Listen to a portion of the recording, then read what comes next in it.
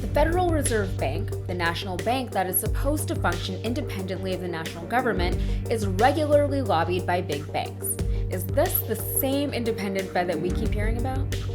I'm Yasmin Khan with Rebel HQ, and the situation with our national economy has become a regular one in the headlines for a while, although some would argue, myself included, that the nature of the headlines tend to differ along partisan lines. Depending on what news outlet you listen to, you'll hear a different story.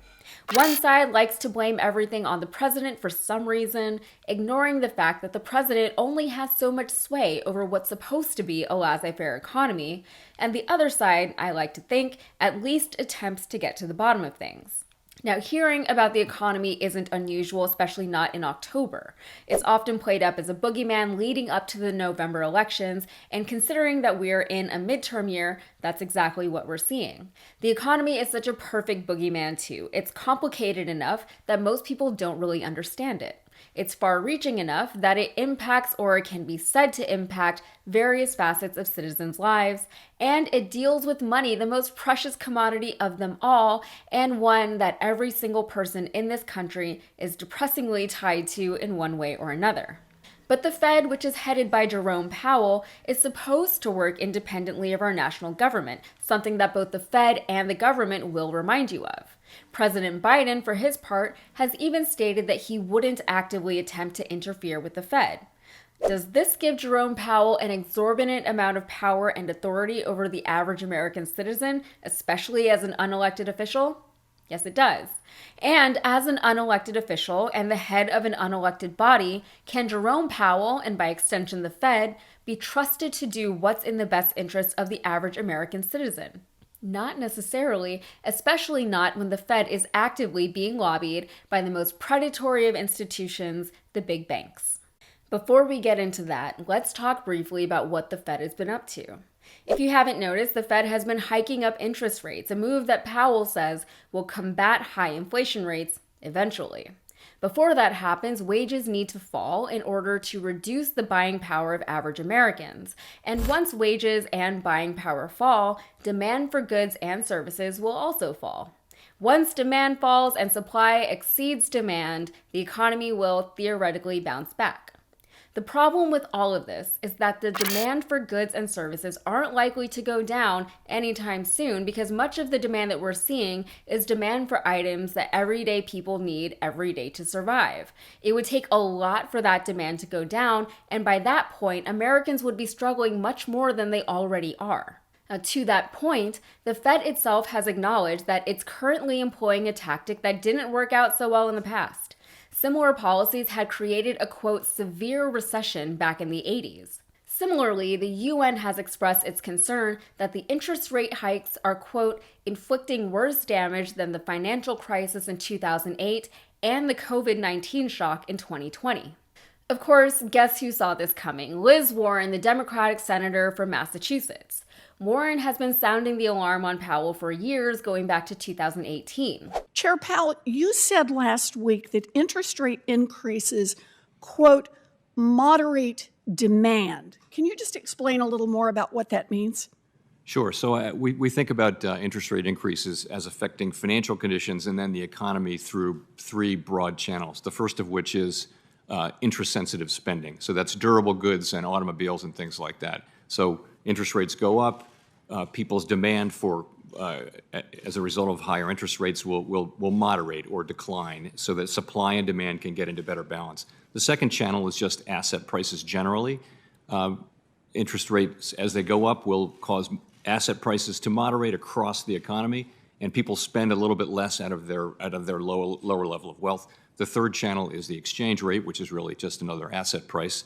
And that just basically, as the dollar strengthens, as rates go up, the dollar would strengthen, which would tend to drive. So I appreciate this, and I do appreciate the explanation. But let me just see if I can just put a little more plain vanilla explanation of what's going on here. If I understand what you've said and what economists are saying across the board, is that when you raise interest rate, there's going to be less money to invest, and that is, it's going to dampen business investment. Is that a fair statement? I think the idea is to Makes it again, more expensive moderate demand to invest. so that it can be in better balance with Okay. supply. And So the current it's gonna make it situation, more- demand is well in excess of supply in some areas of our More expensive to invest, which in turn is going to throw workers out of work. She said, quote, Powell will roll back critical rules that help guard against another financial crisis, and that is simply a risk we cannot afford. Specifically, when Warren spoke of critical rules, she was talking about banking regulations. And since Powell has taken over, the Fed has, in fact, rolled back banking regulations that were put in place following the 2008 financial crisis. Now, according to reporting from The Intercept and data from the United States Senate, so far for this year, over 120 groups have lobbied the Fed, including Discover Financial, Capital One, Morgan Stanley, JP Morgan Chase, and Goldman Sachs. What were they lobbying for? Credit card fees, mortgage finance, cryptocurrency, and everything in between. Meanwhile, Liz Warren is over in the Senate somewhere yelling, "I told you so." Between back channels of communication, loopholes around regulations, and conflicts of interest, the Fed hardly functions as the independent body it's touted as being. And the people who are most likely to suffer from these back channels, loopholes, and conflicts are you and me. Of course, it's always us, the American people, who are left to grapple with higher interest rates, lower wages, and less supply to meet demand. According to Warren, quote, it's one ethics scandal after another at the Federal Reserve, and Fed officials need to remember they work for the American people, not the big banks. To give an example, the heads of the Federal Reserve Banks of Dallas and Boston both stepped down last year amid controversy related to securities trading. So yes, the Fed is supposed to regulate the financial markets in a way that benefits the most amount of people by way of helping to stabilize the economy. According to the Fed itself, quote, the Federal Reserve is responsible for supervising, monitoring, inspecting, and examining certain financial institutions to ensure that they comply with rules and regulations and that they operate in a safe and sound manner. Supervision of financial institutions is tailored based on the size and complexity of the institution. Instead, the Fed is actively disrupting the economy and everyday lives, even while acknowledging that its current tactics and policies will likely lead to a recession. Powell himself has even admitted that following the pandemic-era economic slowdown, the Fed, which was still under his supervision at the time, should have acted more swiftly than it did. Now, whether this leads to a recession is yet to be seen, but whether or not it should, this will play a significant role in the 2022 midterm elections. Of course, when discussing something as vast and far-reaching as the economy, its overall state can never really be pinpointed to one thing or the other. There are several significant and intertwining factors that all impact the economy, all of which determine how the economy will impact you and your own personal bank account.